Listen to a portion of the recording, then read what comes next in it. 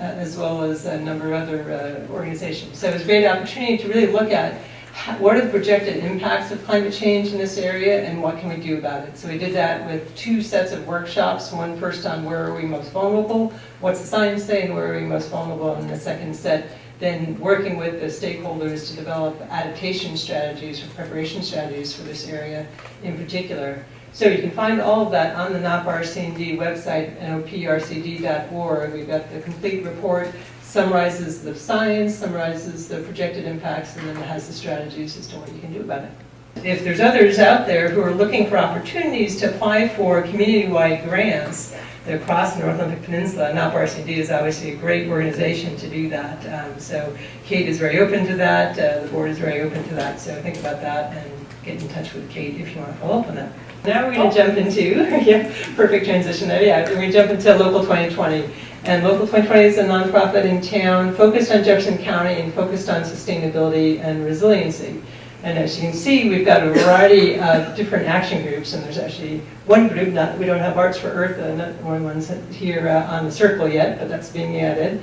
And really, climate change impacts all these groups, and all these groups are tied into climate change in some way. And so we've got a number of people here tonight. We won't go over all of them, but we'll give you a sampling of some of the groups, the action groups that are focused on different aspects of climate change tonight.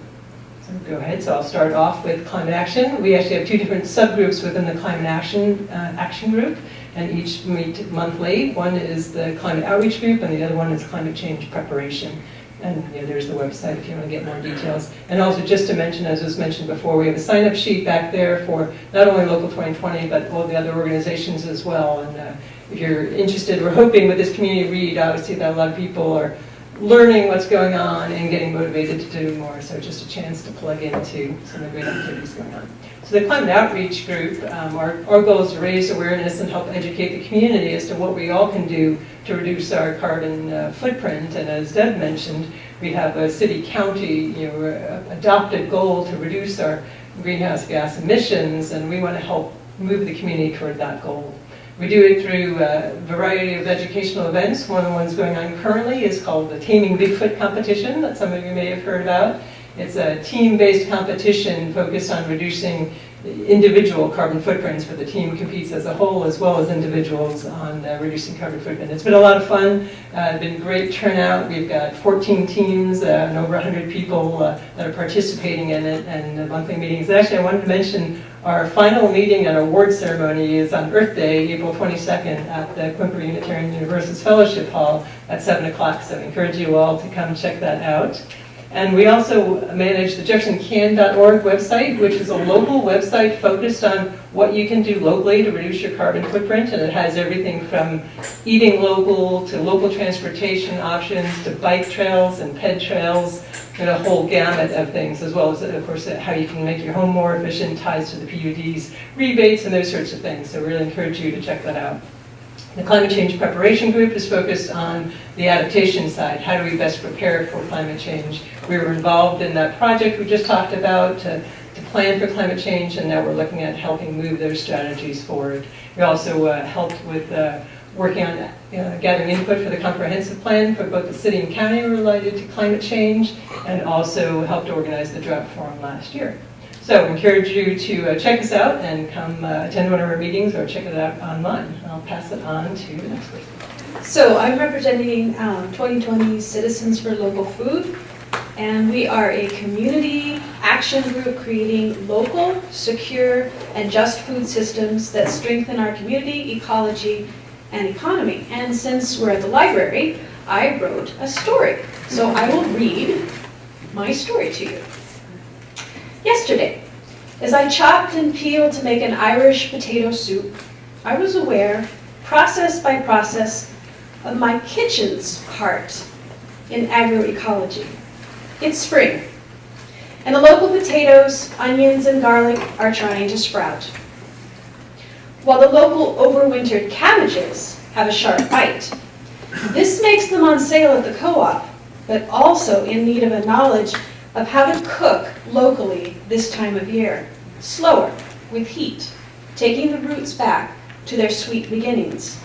All of my vegetable peels, from the celery, carrots, potatoes, and onions went right back into the crock pot to make an overnight stock that'll be used to cook beans and barley, soaking right now. The extra shredded cabbage not needed for the soup was put into a saltwater bath to start a caraway kraut today.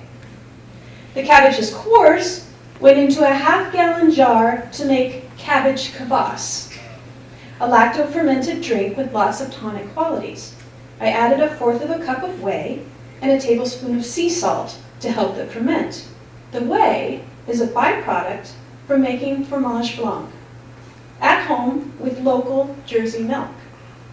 Dandelions were harvested from the Unitarian Church, no chemical lawn, by their sexton, my husband, who brought home, washed, and cooked, infused overnight in the crock pot for our morning tea.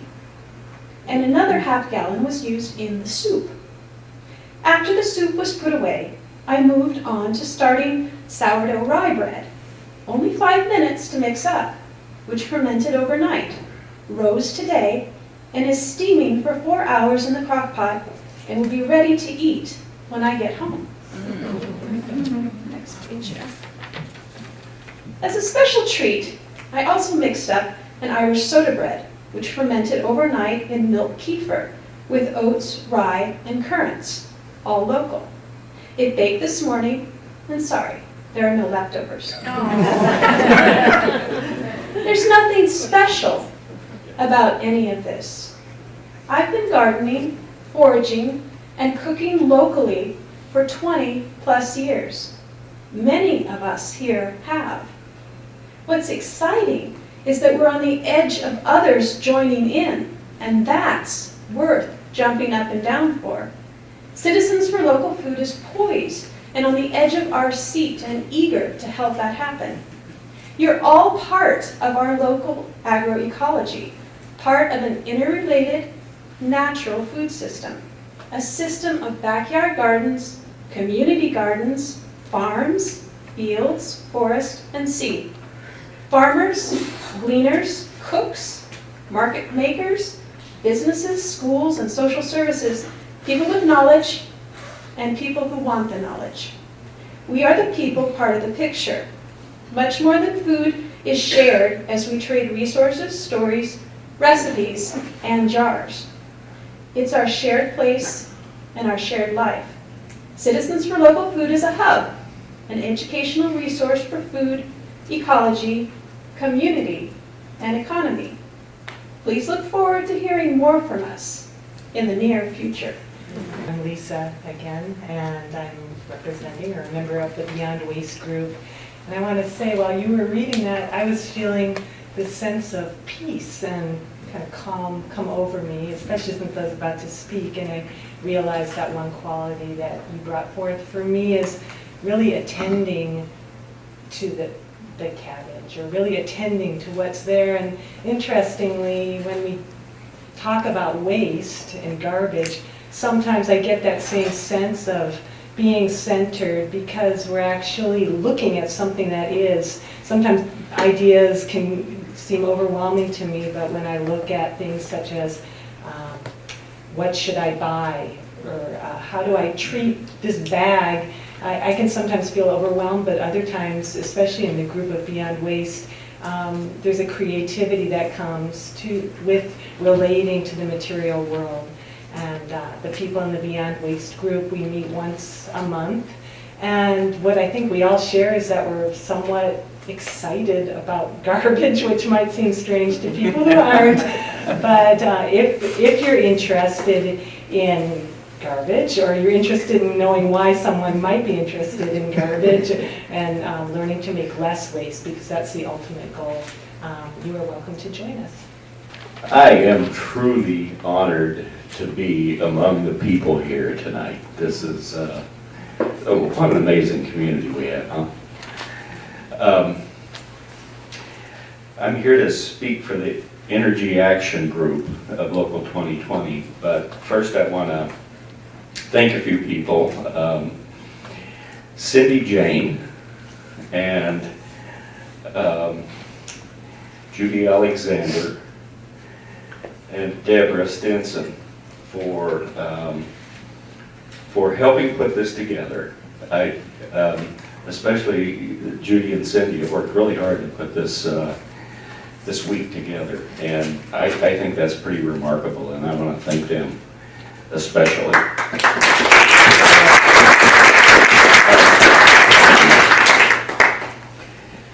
You're going to learn here pretty quickly that I am PowerPoint illiterate. I have two gorgeous slides for you tonight. And I want to thank Mark Cooper, who's standing over there in the corner, for helping me at least get that much together. I'm here really as a surrogate for Tom Engel, who's our facilitator of the Energy Action Group. I'm probably the newest member of that group, unless Mark decides to join. I noticed he was at the last meeting, so I'm hoping that he'll take my place as the greenhorn. And also I want to acknowledge that Barney Burke, our PUD commissioner, is on the Energy Action Group. Is Richard Dandridge here? He's an important part of that group. Pete Lorenzen, Cindy Jane. And we meet the first Monday of each month at First Federal. So if you're interested in being involved in our activities, please sign up at the back of the room.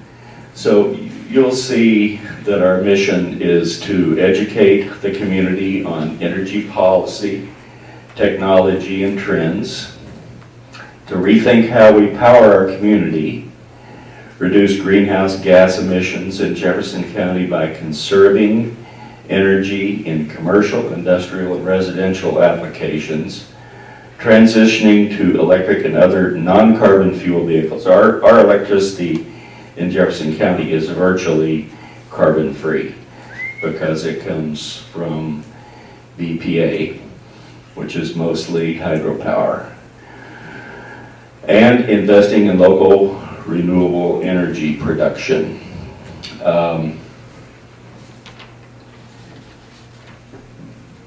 Just recently, our Energy Lunch program merged with the Energy Action Group. And how many people know about the Energy Action or the Energy Lunch program? Great, that's great. As a matter of fact, we had one today, and the speaker today was a man named Bill Becker, who happens to be Lisa's brother-in-law, I believe. And this guy has figured out how to basically harvest the dead zones of the ocean. And we have some in our inland waters. Hood Canal is a dead zone. There are others in Puget Sound and offshore.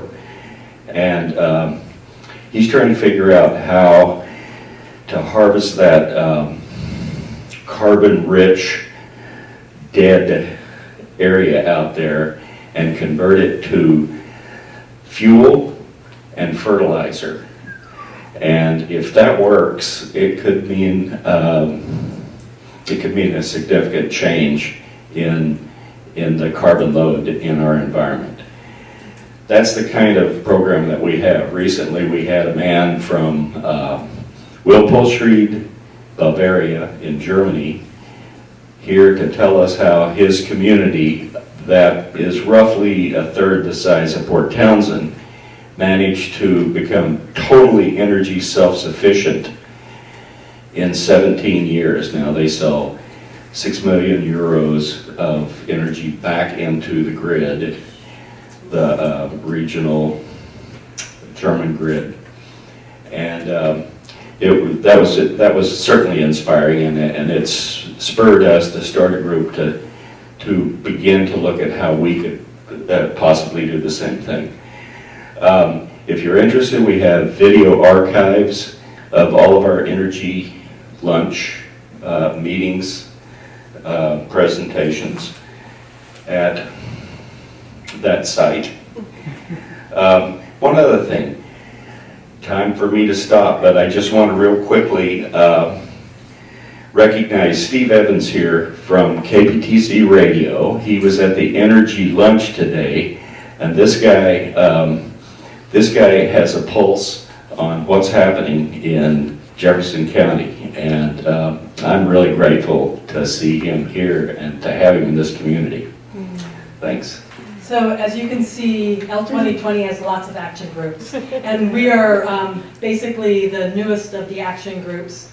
I am here to represent an action group, which on Cindy's, the thing that's on the website that has all the action groups, the newest one is going to be called Resiliency of Heart. And within Resiliency of Heart, there are two action groups, Art for Earth and Heart Circles. Heart Circle. Single. No, plural. Hopefully, Plural, plural okay. would be great. Plural, okay, you can talk about that. Yeah. So Art for Earth is an action group that is made up of artists and non-artists. And just the basic of it is that we want to address difficult issues like climate change through fun, artistic and creative ways, and help people in the community join us recognizing these things and growing through them. So that's sort of the basic of it. We ask anybody who wants to join us, you're welcome. It's definitely an open group. Let's see. So with that, I think I'll let you introduce Heart Circles. Thank you. Okay, yeah. What? No, that's Okay. Hi. What a room full of people. Would you do me a favor and everyone, can we take a breath together in and out? This is a lot of information and I don't know about you, but my heart is beating with the very, very alive hope with all of our collective efforts. The idea of Heart Circles is it's a community technology because there are spiritual and psychological and emotional ramifications for this hard work, for grant writing, for waiting to see if the grant will be accepted, for waiting to see who's going to be elected to what office and watching the ramifications of laws getting passed and watching the oceans acidify and watching our grandmother come down with Alzheimer's disease. All the different symptoms of the ways that our world is changing affect us as individual and collective human beings. But in our culture, there's so much compartmentalization that there are fewer and fewer public and community spaces for metabolizing that as a group of people. And when we have to come together with different disciplines, with different inclinations, with different abilities and ways of seeing, we need to be able to learn to treat other human beings like we need to learn to treat nature, an infinite and complex web of being. So Heart Circles is a place where people come together and share from the heart what's going on for them in their little corner of that work. The work of transitioning to carbon neutrality, the work of homeschooling their child, or all of the work that we've been talking about here. And my partner and I started one of these in our own home. We meet monthly. It's 2 hours on a Sunday evening usually. And we'd love for there to be more of these. So I'd love to set a piece of paper in the back so you can sign up and get a notification when there's one happening. And it would be great to see more of them happen in the community as a technology for people to come together and process all of this stuff from the heart and learn how to be humans together as a village and not just as a town. Yes. Yeah, just a couple more notes about the Art for Earth group, where we are really seriously considering ourselves as activists we are activists, socially engaged artists who are applying artistic principles of creative thought and accessibility to help people address problems. In this particular one, we were participating in a legal challenge. A woman on the East Coast started a project to paint trees with a particular set of symphonic notes, and then is setting it up as a legal challenge to eminent domain using certain legal loopholes and rights that artists have over the work that they've done. She's making incredible progress, so it's a long-term project, but by being international, sorry. It's called Blue Trees. Blue Trees. Aviva Romani is the artist. But to go on, I know my time is short here. Here's two more that are inspirations for future projects. Both of them relate to sea level rise. And the top one is called the High Water Line. Eve Mosher marked the 2 years before Sandy, she marked the 10-foot high water line all the way around New York, 70 miles worth. When Sandy hit, she was almost exactly right on. And out of that has come a number of actions and a guide that small communities can use.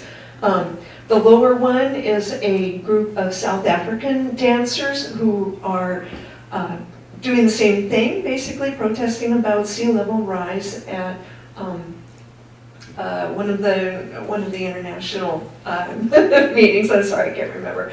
Anyway, we are interested in making cultural change where people often don't respond to data or scientific information, as our friend here overheard at the gas station.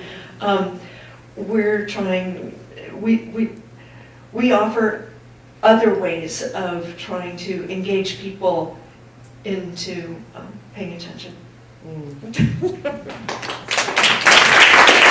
thank you, and join us if you feel like it.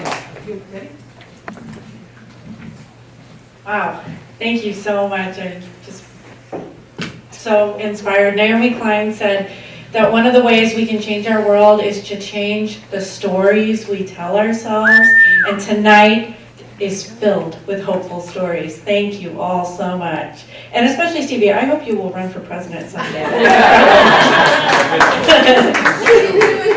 I think you still have a few years, but let's start preparing. Yes, you may. Naomi Klein also said, don't trust what I say, trust what 97% of the scientists say. Or your friendly neighborhood librarian helps you look up. So we have a chance, a few minutes for questions and answers. So do we have any questions in the audience? We welcome it. I know our presenters did a really exemplary job of telling us what their groups do. So, anything? Like Cindy was saying, one of our greatest hopes with this community read is that people will feel inspired and that this work doesn't end when the community reads ends in March. We hope that you will continue to be involved in your community and making incredible differences. So let's give our panelists a bit, oh, go ahead. My name is Francesco, and I would just like to say there is one thing going on in the community that started with the energy action, the luncheon, about 3 years ago, almost exactly. And that was a collaboration with the port and the mill, using a byproduct from the mill called biochar to remove heavy metal runoff from the roofs, removing zinc, copper, and lead, to the point where it was taking from 4,500 to 5,000 parts per million and reducing it to less than 10.